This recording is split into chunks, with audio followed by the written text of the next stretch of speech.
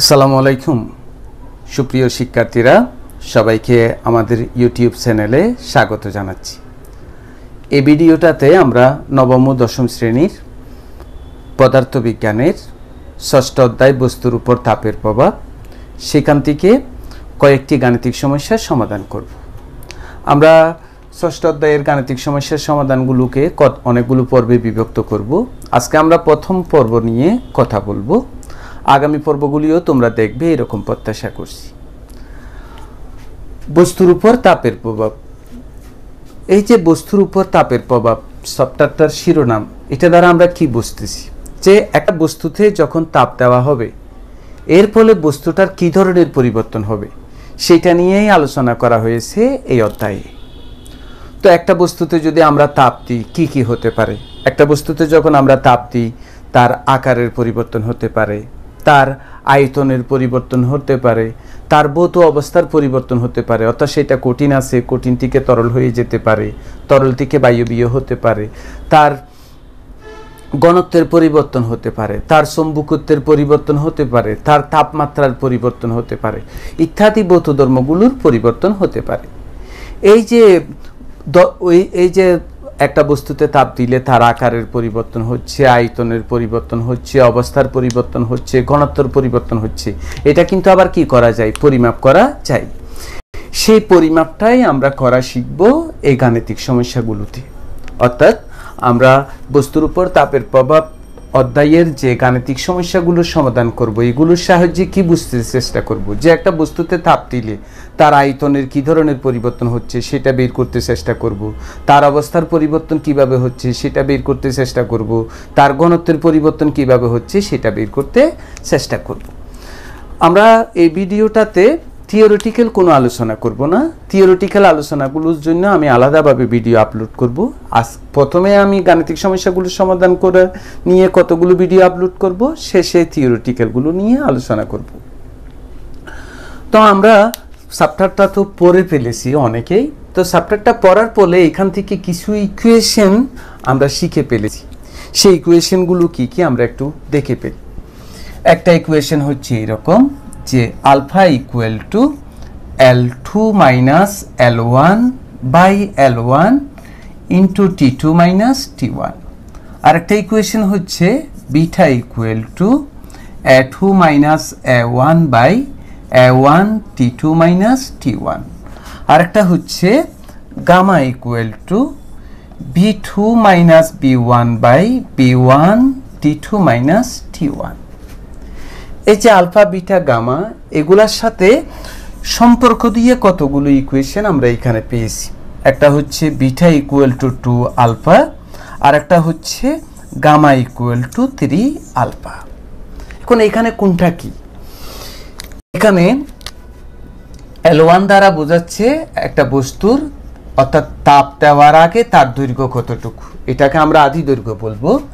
L2 তাপ দেওয়ার ফলে এর দৈর্ঘ্য কতটুকু হয়েছে, এটাকে আমরা শেষ দৈর্ঘ্য বলবো।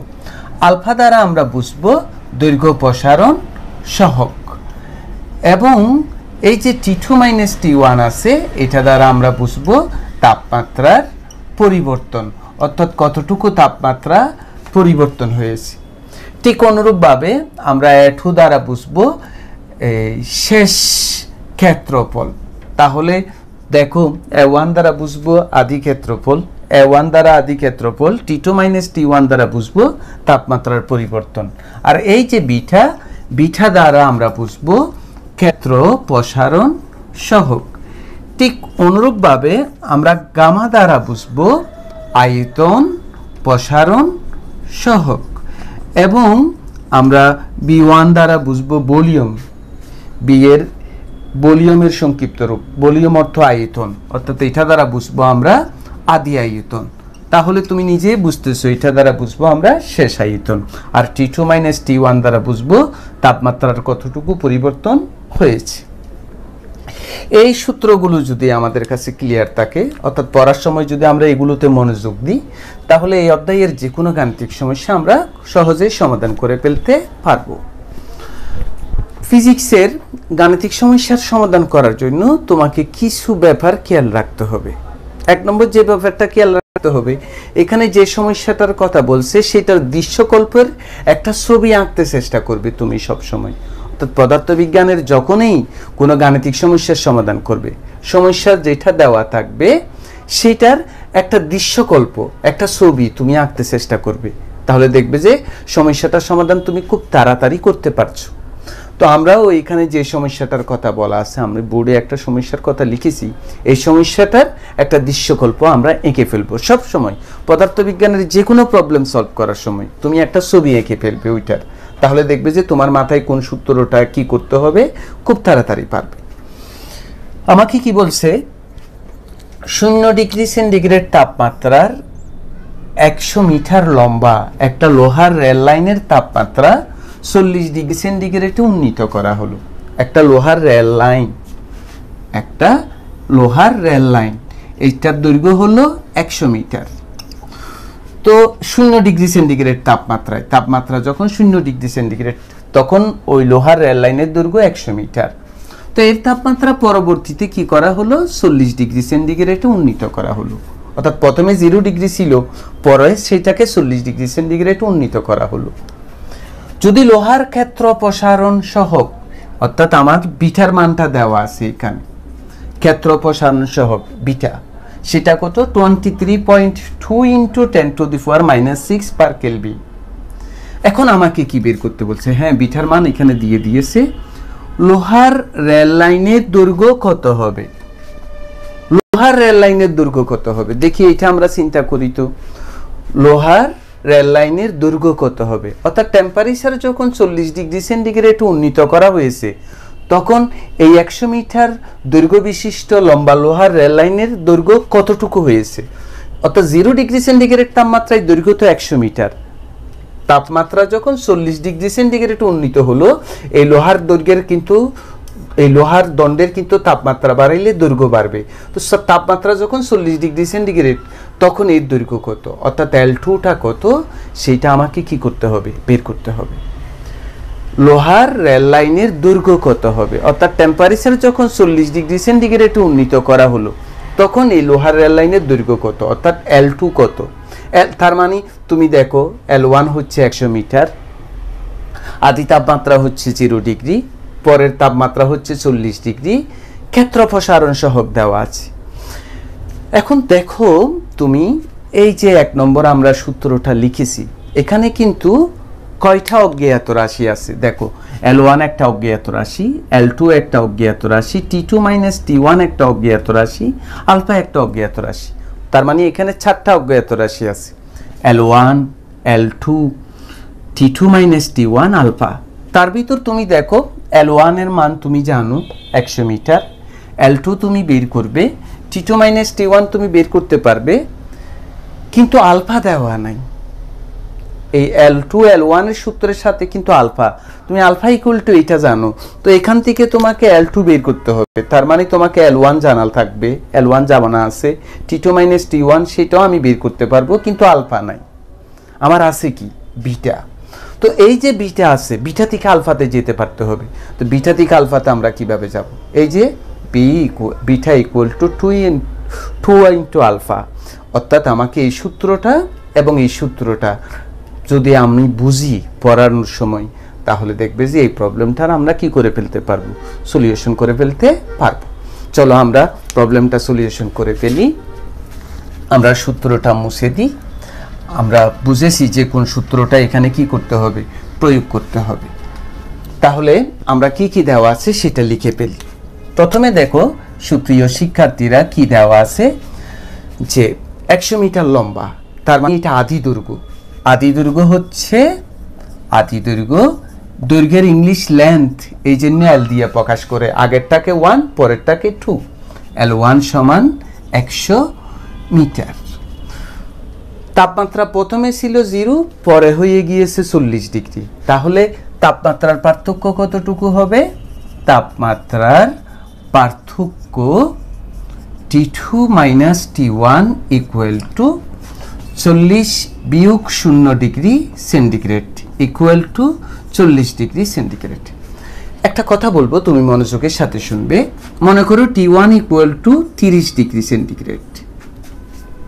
তো আমরা জানি যে এই তাপমাত্রা পরিমাপের 3টা স্কেল আছে, একটা ফারেনহাইট স্কেল, একটা কেলভিন স্কেল, একটা সেন্টিগ্রেড স্কেল।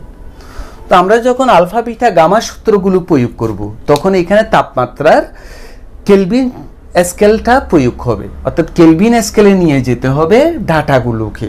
এখানে ডাটা যেগুলো থাকবে এগুলো যদি সেলসিয়াস স্কেলে থাকেও তোমাকে কেলভিন স্কেলে নিয়ে যেতে হবে। এখন এটা তাহলে এটা কেলভিন স্কেলে আছে, এটাকে যদি আমি এটা সেন্টিগ্রেড স্কেলে আছে, তো এটাকে যদি আমি কেলভিন স্কেলে নিয়ে যেতে চাই কিভাবে নিব?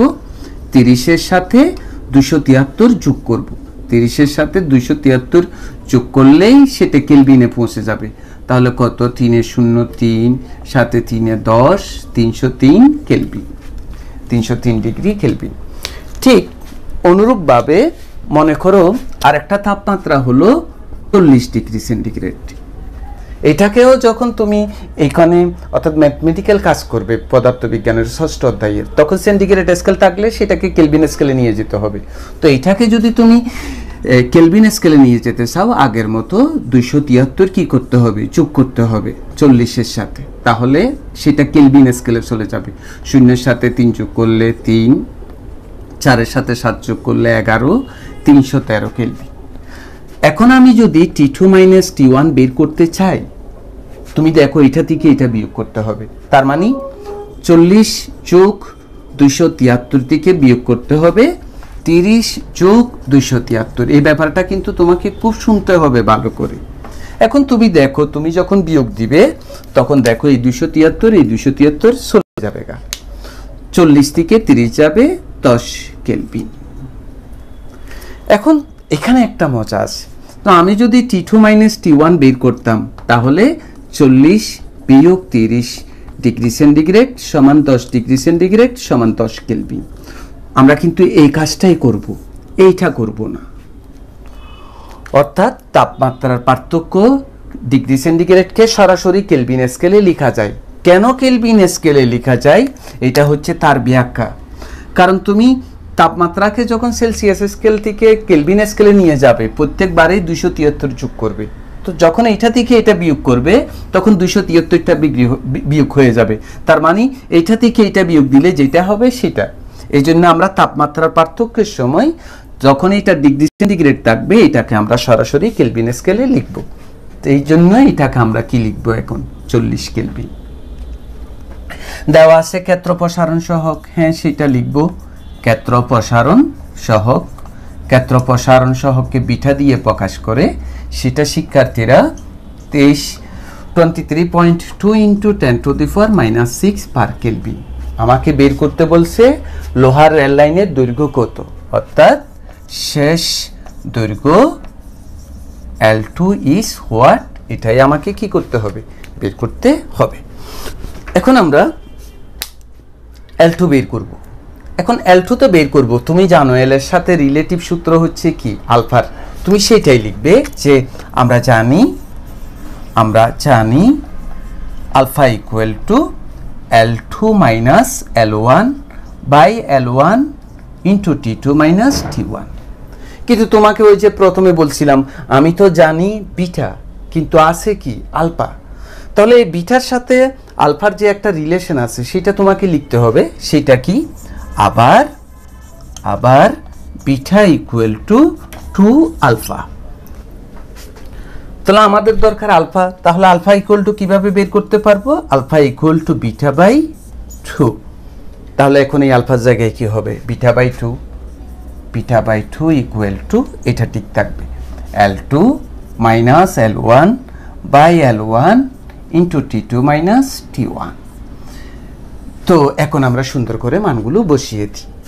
দেখো বিটার মান হচ্ছে 23.2 × 10⁻⁻6 পার কেলভিন।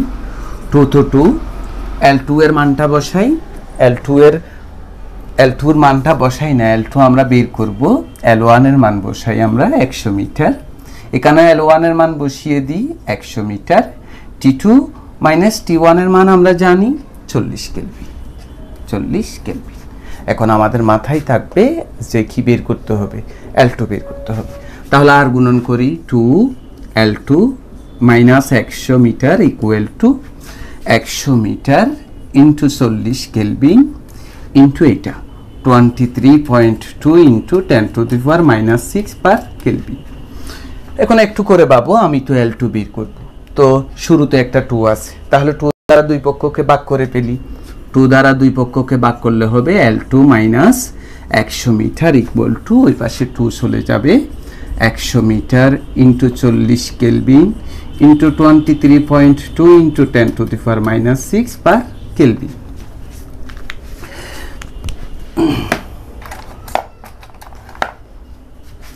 শিক্ষার্থীরা, তো আমরা তো বের করব কত? L2। তাহলে এই রেজাল্টটা কত হয়েছে আমরা বের করে ফেলি। এই রেজাল্টটা আসতেছে 100 গুণ 40 গুণ 23.2 গুণ 10⁻⁻6 ভাগ 2 ইকুয়াল টু 0.0464 মিটার। ওটাকে ডানে নিয়ে যাই, ওটাকে ডানে নিলে মাইনাসটা কি হয়ে যায়? প্লাস। তাহলে L2 ইকুয়াল টু 100.0464 মিটার।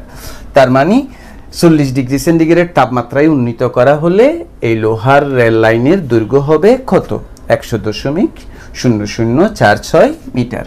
এটাই হচ্ছে এই প্রবলেমের আনসার। সুপ্রিয় শিক্ষার্থীরা, এরপরে আমরা আরেকটা প্রবলেম সলভ করব। 0 ডিগ্রি সেন্টিগ্রেড তাপমাত্রায় একটা সীসার গুলির আয়তন 2.5 ইন্টু 10⁻⁻6 ঘনমিটার। 98 ডিগ্রি সেন্টিগ্রেড তাপমাত্রায় এর আয়তন 0.021 ইন্টু 10⁻⁻6 ঘনমিটার বৃদ্ধি পায়। সীসার আয়তন, ক্ষেত্র, দৈর্ঘ্য প্রসারণ সহগ নির্ণয় করো। সীসা এটা এক ধরনের পদার্থ। এই পদার্থের মনে করো এটা হচ্ছে সীসার একটা দণ্ড আর কি। সেই সীসার দণ্ডের 0 ডিগ্রি সেন্টিগ্রেড তাপমাত্রা আয়তন হচ্ছে এটা। এর তাপমাত্রা যখন 98 ডিগ্রি সেন্টিগ্রেড তাপমাত্রায় এর আয়তন এত বৃদ্ধি পায়। আমাকে 98 ডিগ্রি সেন্টিগ্রেড তাপমাত্রায় এর আয়তন এত, এটা বলে নাই। অর্থাৎ তাপমাত্রা যখন 98 ডিগ্রি সেন্টিগ্রেড হয় তখন এর আয়তন এত বৃদ্ধি পায়। 0 ডিগ্রি সেন্টিগ্রেড তাপমাত্রায় আয়তন দেওয়া আছে, 98 ডিগ্রি সেন্টিগ্রেড তাপমাত্রায় এর আয়তন কতটুকু বৃদ্ধি পায় সেটা দেওয়া আছে। তোমাকে 3টা জিনিস বের করতে বলছি: সীসার আয়তন প্রসারণ সহগ, সীসার ক্ষেত্র প্রসারণ সহগ, সীসার দৈর্ঘ্য প্রসারণ সহগ কি করব? নির্ণয় করব। আমরা যদি আগের প্রবলেমটা বুঝে থাকি এবং এইখানে যে সূত্রগুলো দেখিয়েছিলাম সেটা যদি মনে থাকে তাহলে এটা খুবই সহজ। আমরা লিখে ফেলি তথ্যগুলো কি কি দেওয়া আছে এখানে। এখানে গুলির আয়তনকে আমরা, এটা আদি আয়তন, অর্থাৎ তাপমাত্রা যখন 0 তখন আয়তন, আদি আয়তন, এটাকে আমরা V1 দিয়ে প্রকাশ করি। V1 2.5 into 10⁻⁻6 ঘনমিটার। প্রথমে ছিল 0 ডিগ্রি সেন্টিগ্রেড তাপমাত্রা, পরে হয়েছে 98 ডিগ্রি সেন্টিগ্রেড তাপমাত্রা। তাহলে তাপমাত্রার পার্থক্য কতটুকু সেটা দেখি আমরা। তাপমাত্রার পার্থক্য T2 minus T1 equal to, এই যে আগেরটাতে আমরা যেরকম লিখেছিলাম 98 বিয়োগ 0, 98 ডিগ্রি সেন্টিগ্রেড। এইটাকে আমরা সরাসরি কেলভিন স্কেল লিখে ফেলতে পারবো। তাপমাত্রার পার্থক্য থাকলেই সেটাকে ডিগ্রি সেন্টিগ্রেড স্কেলকে সরাসরি ফারেনহাইট স্কেলে লেখা যাবে। এই তথ্যটা কি? আয়তন এত বৃদ্ধি পায়, অর্থাৎ তাপমাত্রা যখন 98 হয় তখন অত বৃদ্ধি পায়। তাহলে আয়তন বৃদ্ধি, এটা পরের আয়তন না। আয়তন বৃদ্ধি মানে B2 মাইনাস B1, অর্থাৎ B2 আয়তন এত বৃদ্ধি পায়, অর্থাৎ পরের আয়তন থেকে আগের আয়তন বিয়োগ দিলে কত হয়? যে 0.021 গুণ 10⁻⁻6 ঘনমিটার। তো আমাকে কি কি বের করতে বলছে দেখো। প্রথমে বের করতে বলছে আয়তন প্রসারণ সহগ। আয়তন প্রসারণ সহগকে নিশ্চয় গামা দিয়ে প্রকাশ করে, এটা তুমি জানো। এরপরে কি বের করতে বলছে? ক্ষেত্র প্রসারণ সহগ বিটা ইজ হোয়াট, এবং দৈর্ঘ্য প্রসারণ সহগ আলফা ইজ হোয়াট। অর্থাৎ আমরা বোর্ডে যে সূত্রগুলো দেখিয়েছিলাম সেই সূত্রগুলো দিয়েই প্রবলেমটা হয়ে যাবে। তো এখন ভি এর সাথে সূত্র হচ্ছে গামা। হ্যাঁ, আমরা ওই যে সূত্র লিখে দিয়েছিলাম সেটা 3 নম্বর সূত্র। তো আমরা জানি যে gamma equal to B2 minus B1 by B1 into T2 minus T1। তাহলে শিক্ষার্থীরা gamma equal to B2 minus B1 0.021 into 10 to the power minus 6 ঘনমিটার। তারপর হচ্ছে শিক্ষার্থীরা V1 এর মান হচ্ছে 2.5 into 10 to the power minus 6 ঘনমিটার। এরপর শিক্ষার্থীরা T2 মাইনাস T1 এর মান 98 কেলভিন। তো এখন আমরা গামাটা বের করে ফেলি। আমরা সায়েন্টিফিক ক্যালকুলেটর ইউজ করব এবং এখানে একটা ব্যাপার আছে সেটা আমি বলি। প্রথমে 0.021 into 10 to the power minus 6 চেপে তারপর বাক্সাপ, এইটা চেপে বাক্সাপটা হবে। বাক্সেপে দেখছো এখানে একাধিক সংখ্যা আছে গুণফল হিসাবে, তখন অবশ্যই একটা ফার্স্ট ব্র্যাকেট দিতে হবে। ফার্স্ট ব্র্যাকেট দিয়ে 2.5 into 10 to the power minus 6 into 98 first bracket শেষ equal to 8.57 into 10 to the power minus 5 per kelvin. তো আমরা তো গামা বের করেছি, আমাকে কিন্তু আলফাও লাগবে বিটাও লাগবে। তো এখন কিভাবে আলফা বিটা বের করব? ওই যে রিলেশন লিখে দিয়েছিলাম, আমরা গামার সাথে আলফার রিলেশনটা জানি যে গামা ইকুয়াল টু 3 আলফা। তাহলে আলফা অর্থাৎ দৈর্ঘ্য প্রসারণ সহকারকে alpha equal to gamma by 3। তো গামার মান হচ্ছে 8.57 into 10 to the power minus 5 per kelvin ভাগ 3। তো ভাগ দিয়ে দিই আমরা, এটাকে যদি আমরা 3 দিয়ে ভাগ দিয়ে দিই 8.57 into 10 to the power minus 5 কে যদি আমরা 3 দিয়ে ভাগ দিয়ে দিই 2.85 into 10 to the power minus 5 per kelvin. তাহলে বিটা ইকুয়াল টু, আরো সহজ, বিটা ইকুয়াল টু 2 আলফা। তো 2 আলফার মান কত? 2.85 into 10 to the power minus 5 per kelvin. এটাকে আমরা 2 দিয়ে গুণ দিয়ে দিই 5.71 into 10 to the power minus 5 per kelvin. এটাও আনসার, এটাও আনসার এবং এটাও। শিক্ষার্থীরা আমরা খুব ইম্পর্টেন্ট একটা প্রবলেম সলভ করব।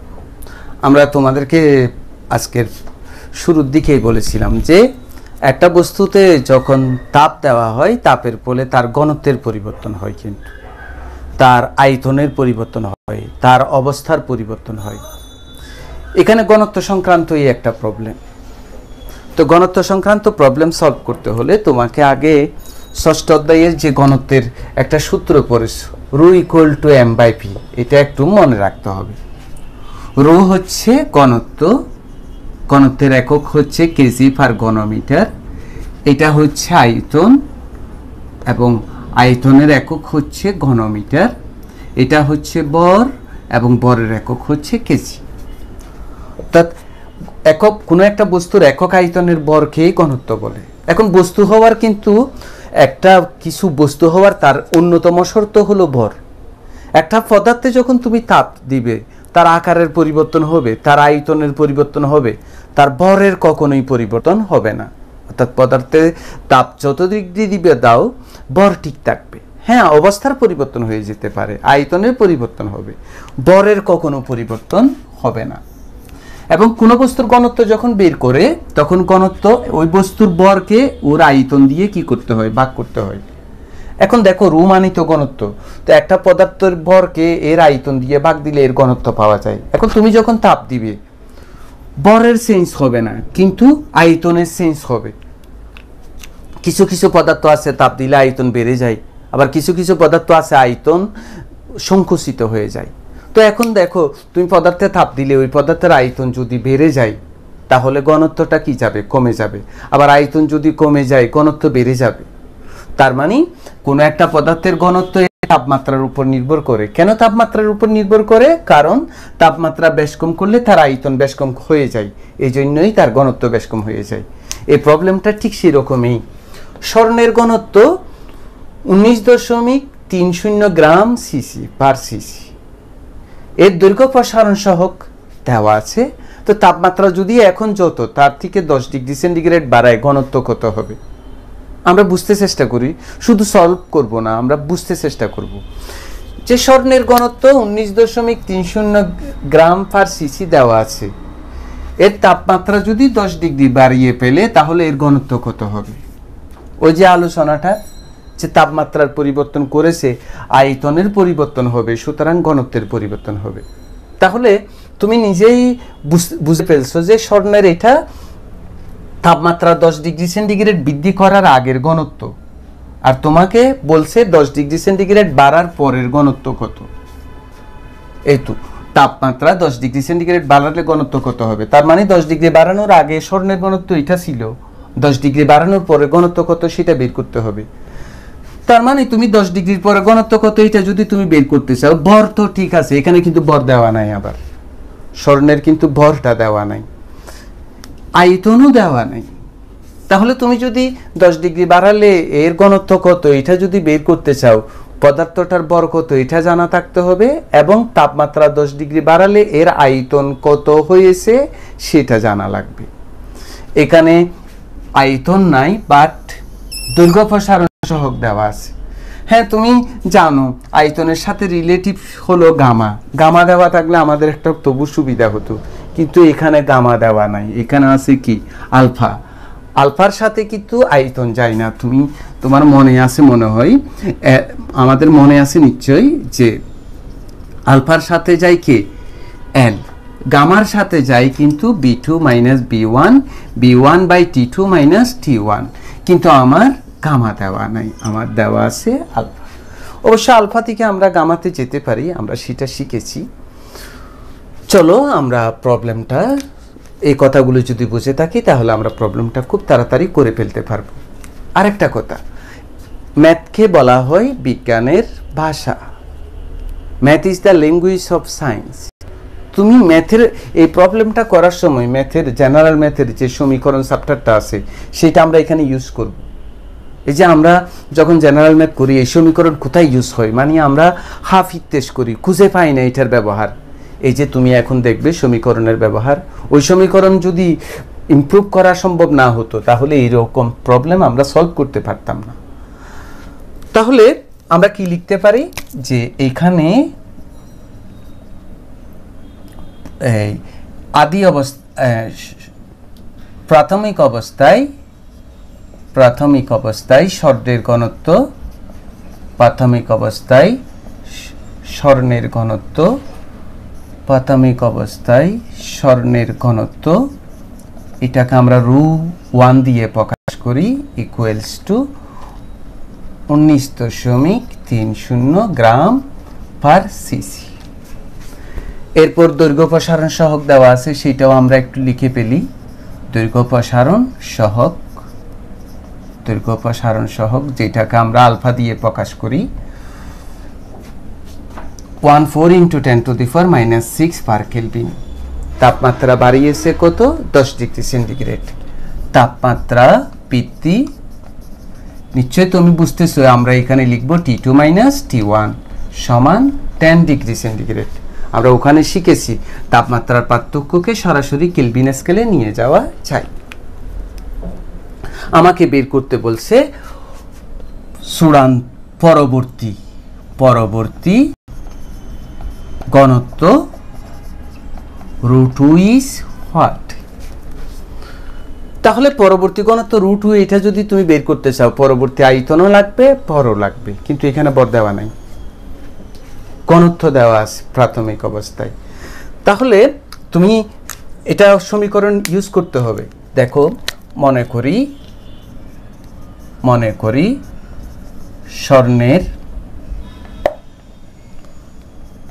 স্বর্ণের ভর ইকুয়াল টু m গ্রাম ধরি। প্রাথমিক অবস্থায়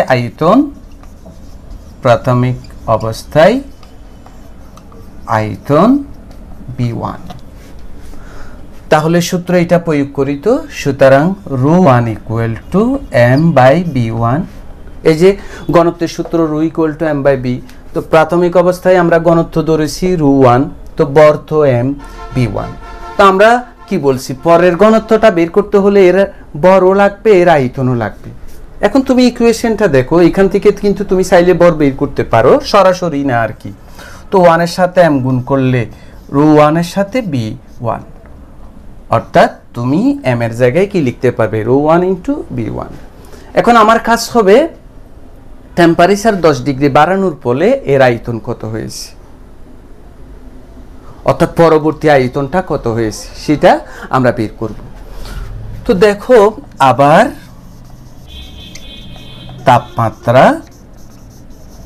তাপমাত্রা বৃদ্ধির ফলে আয়তন B2 হলে, খুব মনোযোগী হতে হবে, √2 = তো m তো ঠিক থাকবে। আমরা শুরুতেই বলেছিলাম তুমি তাপমাত্রা পদার্থ হওয়ার 1 নম্বর কোয়ালিটি হলো তার বর, বরের কখনো পরিবর্তন হয় না, তাপমাত্রা বাড়াও অথবা কমও বর একই থাকবে। তাহলে তাপমাত্রা বৃদ্ধির ফলে আয়তন যদি B2 হয়, তাহলে √2 আয়তন বৃদ্ধির পরে আমরা ঘনত্ব ধরেছি √2, তো বর তো ঠিক থাকবে, কিন্তু আয়তনের জায়গায় কি হয়ে যাবে, B2। এই যে আয়তনটা B2 ধরেছি। এখন আমরা খুব মনোযোগী হব, বা √2 এই m এর জায়গায় ρ1 b1 লিখে দিব, ρ1 b1। এখন B2 এর কাজ করব। সুপ্রিয় শিক্ষার্থীরা, B2 এর কাজটা কিভাবে করছি একটু বুঝতে হবে তোমাকে। চলো, তো আমরা কি জানি, বি এর সাথে রিলেশন হচ্ছে gamma = B2 - B1 B1 T2 - T1। এটা আমরা বুঝতে চেষ্টা করব। Gamma = B2 - B1 B1 - T2 T1। তো আমরা তো বের করতে চাচ্ছি কি, B2। তাহলে এটা আর গুণন করো তো, B2 - B1 = gamma B1 T2 - T1। তাহলে B2 = কি হয়, B1 plus gamma B1 T2 - T1। তো তুমি তো গামা জানো না, তুমি তো জানো আলফা। তো এখন গামা = তুমি কি জানো, সুতরাং B2 = B1 3 আলফা জানি আমরা প্রথম প্রবলেমটাতে দেখেছি, যেহেতু গামা = 3 আলফা। এই পাশে এই সাইড নোটটা লিখতে হবে, কিন্তু এই সাইড নোটটা। তাহলে তুমি দেখো এখন B2 এর জায়গায় আমি কি লিখব, B1 plus 3 alpha B1 T2 - T1। এই যে এটা। সুপ্রিয় শিক্ষার্থীরা, আমরা কি করব, দুটোটা থেকে B1 কমন নিতে পারি। B1 কমন নিয়ে ফেলি, তখন 1 থাকবে, 3 আলফা T2 - T1 ρ1 V1। দেখো B1 B1 কাটাকাটি গিয়েছে, তাহলে √2 এখন মানগুলো বসিয়ে দিই। ρ1 এর মান 19.30, 1 তো 1, 3 তো 3, আলফা এর মান কত, 14 গুণ 10⁻⁻6, T2 - T1 এর মান হচ্ছে কত, 10। সুতরাং √2 আমরা ক্যালকুলেটর ইউজ করি, যে 19.30 বা ফার্স্ট ব্র্যাকেট দিতে হবে, এখানে ফার্স্ট ব্র্যাকেট দিতে হবে, 1 + 3 গুণ 14 ইন্টু 10⁻⁻6 গুণ 10 = 19.29 গ্রাম পার সিসি। অর্থাৎ তাপমাত্রা 10 ডিগ্রি সেন্টিগ্রেড বাড়ালে এর ঘনত্ব হবে 19.29 গ্রাম সিসি। আশা করছি আমি শুরুতে যে কথাগুলো বলছি এবং এই কথাটা যদি বুঝো, এই প্রবলেমটা খুবই সহজ, এবং এই প্রবলেমটা কিন্তু এসএসসি পরীক্ষায় অহরহ আছে, তুমি এটি খুব ভালো করে প্র্যাকটিস করে ফেলবে। তো সুপ্রিয় শিক্ষার্থীরা, এত মনোযোগের সহকারে যে পর্বটা, এই ভিডিওটা তুমি দেখেছো, এই জন্য তোমাকে অসংখ্য ধন্যবাদ। আমাদের পরবর্তী ভিডিওগুলিও তুমি দেখবে এরকম প্রত্যাশা করছি। তো সবাই ভালো থাকো, সুস্থ থাকো, আল্লাহ হাফেজ।